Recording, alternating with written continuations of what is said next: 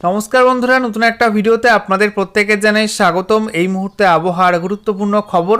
দক্ষিণবঙ্গে শীতের বিদায় এবার আসন্ন, কারণ প্রত্যেক দিনই দক্ষিণবঙ্গের বিভিন্ন জেলাতে সর্বনিম্ন তাপমাত্রা একটু একটু করে বাড়ছে।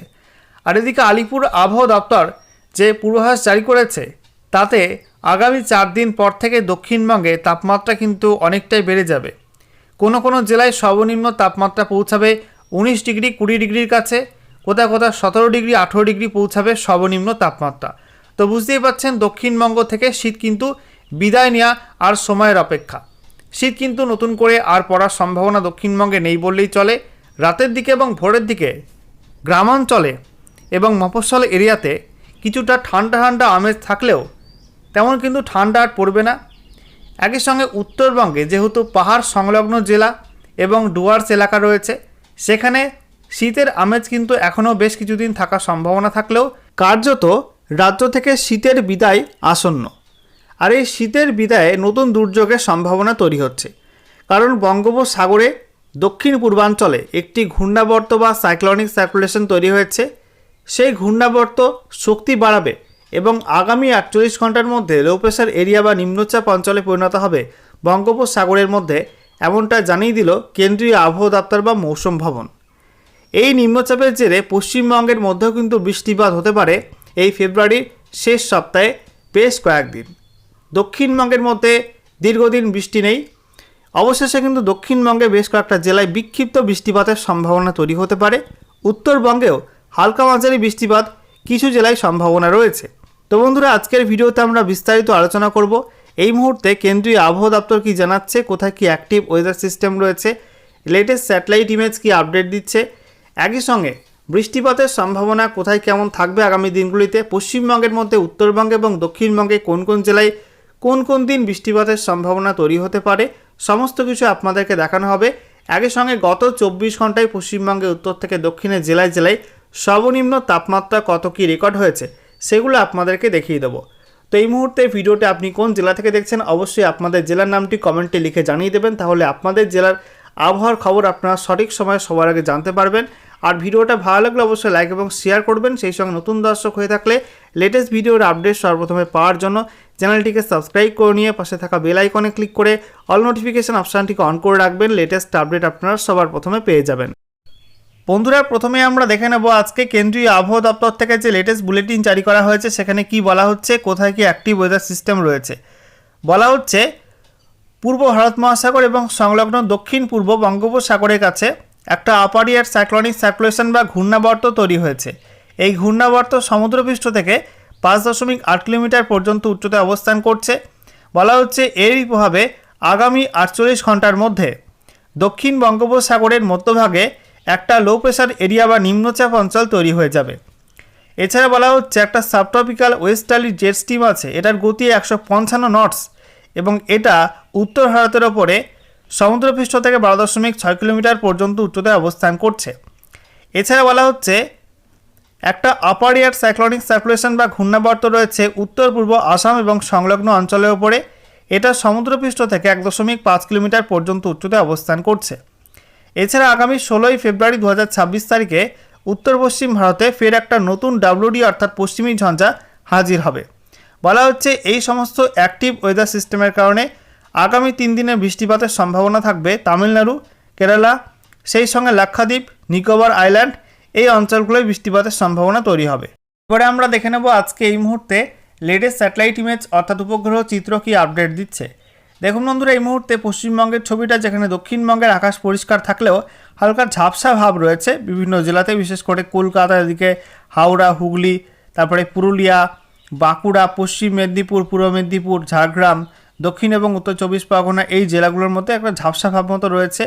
এছাড়া মালদা, উত্তর দিনাজপুর, দক্ষিণ দিনাজপুরে কিন্তু একটা ঝাপসা ভাব মতো রয়েছে।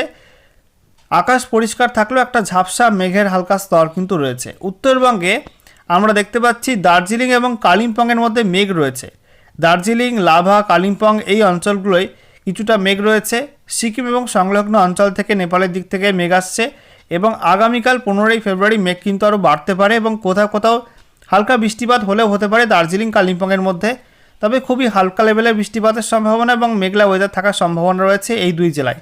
বাকি জলপাইগুড়ি, আলিপুরদুয়ার, কোচবিহারে আবহাওয়া পরিষ্কার থাকার সম্ভাবনা। এদিকে উত্তর পূর্ব ভারতে আমরা দেখতে পাচ্ছি আসামের উত্তর পূর্ব সাইডে একটা ঘূর্ণাবর্ত রয়েছে, তার কারণে উত্তর পূর্ব আসাম সংলগ্ন অরুণাচল প্রদেশের উপরে মেঘ রয়েছে ভালো মতো, মেঘলা ওয়েদার। সেই সঙ্গে আমরা দেখতে পাচ্ছি মেঘালয় এবং আসামের গুয়াহাটি সংলগ্ন অঞ্চলে সেখানেও কিন্তু কিছুটা মেঘ রয়েছে। তবে ত্রিপুরা এই মুহূর্তে পরিষ্কার।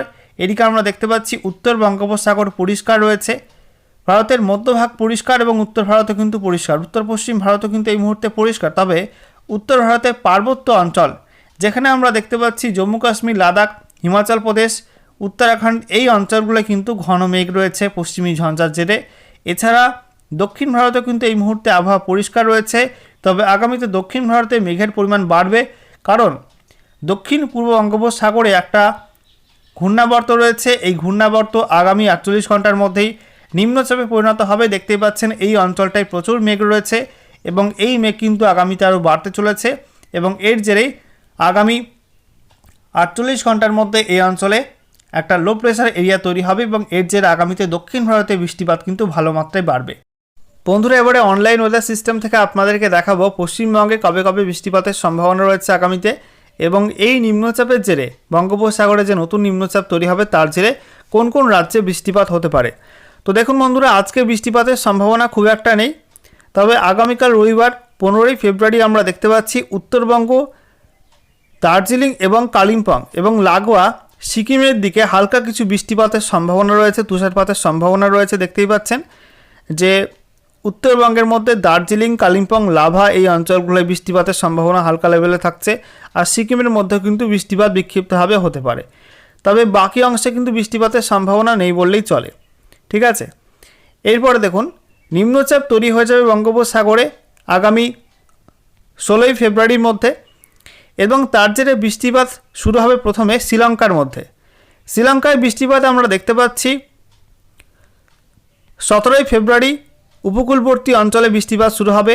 বেলা বাড়ার সঙ্গে সঙ্গে শ্রীলঙ্কার জুড়ে বৃষ্টিপাতের মাত্রা কিন্তু বাড়বে। এরপরে আমরা দেখতে পাচ্ছি সিস্টেমটার জেরে আস্তে আস্তে দক্ষিণ ভারতের মধ্যে কিন্তু বৃষ্টির মেঘ প্রবেশ করবে এবং দক্ষিণ ভারতে আমরা দেখতে পাচ্ছি বৃষ্টিপাত মূলত শুরু হবে 20 ফেব্রুয়ারি থেকে, শুক্রবার থেকে। তামিলনাড়ু এবং কর্ণাটকে বৃষ্টিপাত হবে, সেই সঙ্গে কেরালার মধ্যেও কিন্তু বৃষ্টিপাতের সম্ভাবনা থাকবে। তারপরে 21 ফেব্রুয়ারি বৃষ্টিপাত হবে। 22 ফেব্রুয়ারি আমরা দেখতে পাচ্ছি বৃষ্টিপাতের সম্ভাবনা রয়েছে তামিলনাড়ু, কর্ণাটক, কেরালা এই রাজ্যগুলোয়। এই অঞ্চলগুলোয় কিন্তু বৃষ্টিপাত লেগেই থাকবে। 23 তারিখেও বৃষ্টিপাত রয়েছে। তারপরে 24 তারিখে আমরা দেখতে পাচ্ছি বৃষ্টিপাত কিন্তু আস্তে আস্তে কমতে থাকবে। অন্যদিকে 24 তারিখে পশ্চিমবঙ্গে বৃষ্টিপাত কিন্তু আস্তে আস্তে শুরু হবে দক্ষিণবঙ্গের মধ্যে।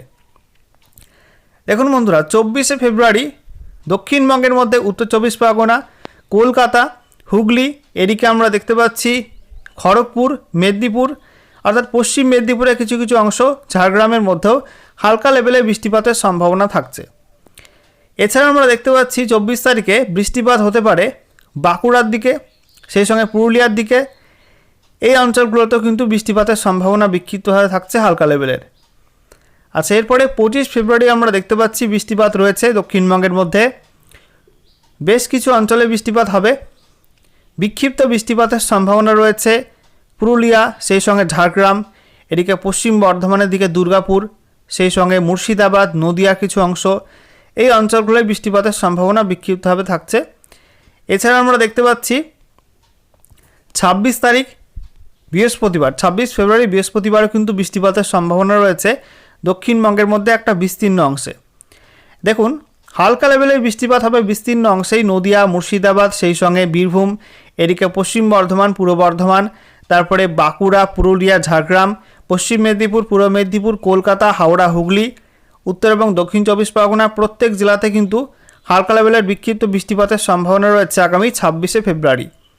এরপর আমরা দেখতে পাচ্ছি রাতের দিকে বৃষ্টিপাত বাড়তে পারে মুর্শিদাবাদ, নদিয়ার মধ্যে, সেখানে বৃষ্টিপাতের মাত্রা কিন্তু বাড়বে। একই সঙ্গে বীরভূমে নলহাটির দিকেও বৃষ্টিপাত বাড়তে পারে, নলহাটি, রামপুরহাট এই অঞ্চলগুলো কিন্তু বৃষ্টিপাত জোরালো হতে পারে 26 তারিখ রাতের দিকে। এছাড়া আমরা দেখতে পাচ্ছি এই সময়টায় দক্ষিণ বাংলাদেশের মধ্যেও কিন্তু বৃষ্টিপাতের সম্ভাবনা থাকবে, অর্থাৎ 24 তারিখ, 25 তারিখ, 26 তারিখ এই সময়টা কিন্তু বাংলাদেশের মধ্যেও বিক্ষিপ্তভাবে বৃষ্টিপাতের সম্ভাবনা থাকবে। তারপরে আমরা দেখতে পাচ্ছি 27 ফেব্রুয়ারি শুক্রবার শুক্রবার সকালের দিকে দক্ষিণবঙ্গে কিন্তু ভালো লেভেলের বৃষ্টিপাত রয়েছে কোথাও কোথাও। একটু জুম করে আপনাদের দেখাবো কলকাতা, কোলাঘাট, উলুবেড়িয়া, তারপরে তমলুক, বারুইপুর, জয়নগর, মাজিলপুর, গোসাবা এই অঞ্চলগুলো, এছাড়া বিষ্ণুপুর, হিঙ্গলগঞ্জ এই অঞ্চলগুলো কিন্তু ভালো লেভেলের বৃষ্টিপাত থাকবে শুক্রবার সকালের দিকে। এছাড়া হালকা মাত্রার বৃষ্টিপাত রয়েছে নদিয়া, মুর্শিদাবাদ, সেই সঙ্গে হুগলি, এদিকে বীরভূম, সেই সঙ্গে পশ্চিম বর্ধমান, পূর্ব বর্ধমান, বাঁকুড়া, পুরুলিয়া, ঝাড়গ্রাম, পশ্চিম মেদিনীপুর, উত্তর চব্বিশ পরগনার মধ্যে বেশ কিছু অঞ্চল, এই অঞ্চলগুলো কিন্তু বৃষ্টিপাত রয়েছে। দক্ষিণ চব্বিশ পরগনার মধ্যেও কিন্তু বৃষ্টিপাত থাকবে এবং বাংলাদেশের মধ্যে আমরা দেখতে পাচ্ছি একটা বিস্তীর্ণ অংশেই বৃষ্টিপাতের সম্ভাবনা থাকছে। ওই সময়টার মধ্যে উত্তর বাংলাদেশ বাদে বাকি বিস্তীর্ণ অংশে কিন্তু বৃষ্টিপাত হবে। আসামের মধ্যেও বৃষ্টিপাতের সম্ভাবনা দেখতে পাচ্ছেন, ভারী বৃষ্টি হতে পারে শিলচর, এদিকে আমরা দেখতে পাচ্ছি সংলগ্ন অঞ্চলগুলোয়, সেখানে কিন্তু ভালো লেভেলের বৃষ্টিপাতের সম্ভাবনা। ত্রিপুরাতেও মেঘাচ্ছন্ন আকাশ থাকবে, হালকা বৃষ্টিপাত কোথাও কোথাও হতে পারে এই সময়টায়। বন্ধুরা, সর্বশেষে আমরা দেখে নেব গত 24 ঘন্টায় পশ্চিমবঙ্গে উত্তর থেকে দক্ষিণের জেলায় জেলায় সর্বনিম্ন তাপমাত্রা কত কী রেকর্ড হয়েছে। তো আমরা দেখতে পাচ্ছি উত্তরবঙ্গে দার্জিলিং পিটিও সেখানে 5.4 ডিগ্রি সেলসিয়াস রেকর্ড হয়েছে, শিলিগুড়ি পিটিও 14.6 ডিগ্রি, দার্জিলিং প্রপারে 6.8, কালিম্পং এএমএফও সেখানে 10.6 ডিগ্রি, কালিম্পং প্রপারে 10 ডিগ্রি, জলপাইগুড়ি 12.6, এছাড়া পুন্ডিবাড়ি এএমএফও সেখানে 12.1, বাগডোগরা 14.1, আলিপুরদুয়ার 12 ডিগ্রি, কোচবিহার 11.1 ডিগ্রি, এছাড়া রায়গঞ্জে 13.5, মাঝিয়ান এএমএফও সেখানে 11.3, বালুরঘাটে 13.7 এবং মালদায় কিন্তু অনেকটা বেশি, সেখানে 16.3 ডিগ্রি সেলসিয়াস তাপমাত্রা রেকর্ড হয়েছে। দক্ষিণবঙ্গের মধ্যে Baharampur 14 degree Celsius, Suri 12.2, Sriniketan 13 degree, কৃষ্ণনগরে 14.6, বর্ধমান 14 ডিগ্রি, পানাগড় 14.2, আসানসোলে 14.1, পুরুলিয়া 13 ডিগ্রি, এছাড়া বাঁকুড়া 13.8, মগরা 15.5, কল্যাণী 12 ডিগ্রি সেলসিয়াস, এছাড়া আমরা দেখতে পাচ্ছি Barrackpore 13.6 degree, Dum Dum 15 degree Celsius, বসিরহাটে 14 ডিগ্রি, সল্টলেক 16.3, কলকাতা 16.2, উলুবেড়িয়া 14.5, ঝাড়গ্রামে 15.4, কলাইকুণ্ডা 15 ডিগ্রি, খড়গপুর এমএফও সেখানে 12.6, দীঘাতে 15.4, হলদিয়া 16.7, কাথি 15.2, ডায়মন্ড হারবার 16 ডিগ্রি, কাকদ্বীপ এমএফও সেখানে 13.2 এবং ক্যানিংয়ে 14 ডিগ্রি সেলসিয়াস তাপমাত্রা রেকর্ড হয়েছে। অর্থাৎ গত 24 ঘন্টায় দক্ষিণবঙ্গের মধ্যে সর্বনিম্ন তাপমাত্রা রেকর্ড হয়েছে নদিয়ার কল্যাণীতে 12 ডিগ্রি সেলসিয়াস। এছাড়া উত্তরবঙ্গের সমভূমি অঞ্চলে কোচবিহারে সর্বনিম্ন তাপমাত্রা রেকর্ড হয়েছে 11.1 ডিগ্রি সেলসিয়াস এবং উত্তরবঙ্গে পার্বত্য অঞ্চলে দার্জিলিং পিটিওতে সর্বনিম্ন তাপমাত্রা রেকর্ড হয়েছে 5.4 ডিগ্রি সেলসিয়াস। এছাড়া আলিপুর কলকাতায় সর্বনিম্ন তাপমাত্রা রেকর্ড হয়েছে 16.2 ডিগ্রি সেলসিয়াস, এটা স্বাভাবিকের থেকে 1.5 ডিগ্রি সেলসিয়াস কম ছিল এবং গত 24 ঘন্টায় হালকা কুয়াশা লক্ষ্য করা গেছে দার্জিলিং জেলার মধ্যে কিছু কিছু সময় সকালের দিকে।